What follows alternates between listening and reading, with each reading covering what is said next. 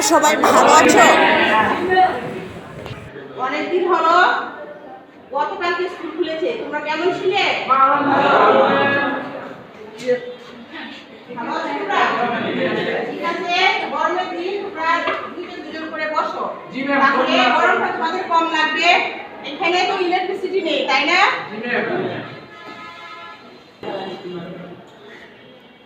তোমাদের আমি বাংলা সাহিত্য ক্লাস আগে নিয়েছি, তো আজও আমি নিব।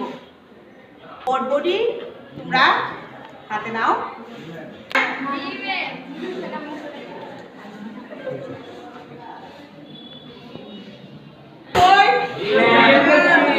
তাহলে তোমরা বইটা অবশ্যই আনতে হবে, ঠিক আছে? পড়াগুলো ভালোভাবে বোঝার জন্য অবশ্যই বই আনতে হবে।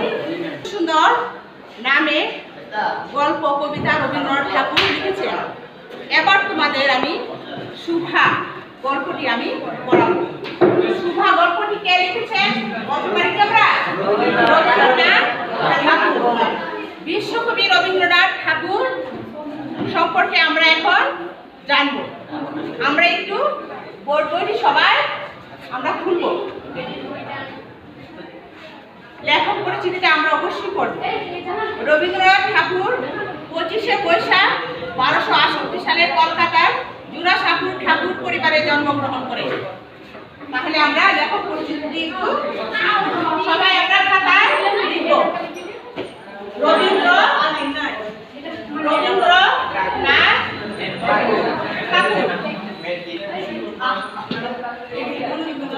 আমরা রবীন্দ্রনাথ ঠাকুরের পরিচিতি আমরা জানব। রবীন্দ্রনাথ ঠাকুর জন্মগ্রহণ করেন কত সালে? 1268 সালে 25শে বৈশাখ।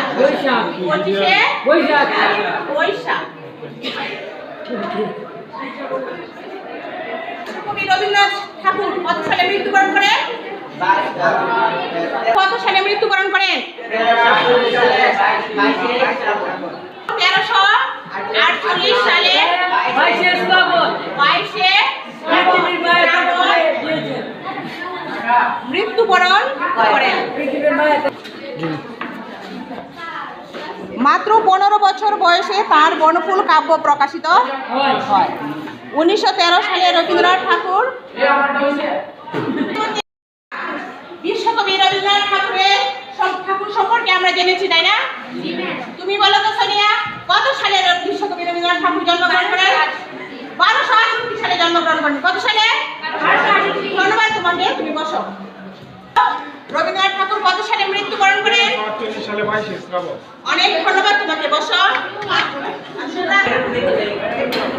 তোমরা যারা তুমি বলো তো বিশ্বকবি রবীন্দ্রনাথ ঠাকুরের উল্লেখযোগ্য কয়েকটি গ্রন্থাবলীর নাম। মানসিক সোনার তরী, চিত্রা, কল্পনা, কণিকা। অনেক ধন্যবাদ তোমাকে, তুমি বসো। তোমাদেরকে তোমরা বিশ্বকবি রবীন্দ্রনাথ ঠাকুর সম্পর্কে তোমরা জেনেছো।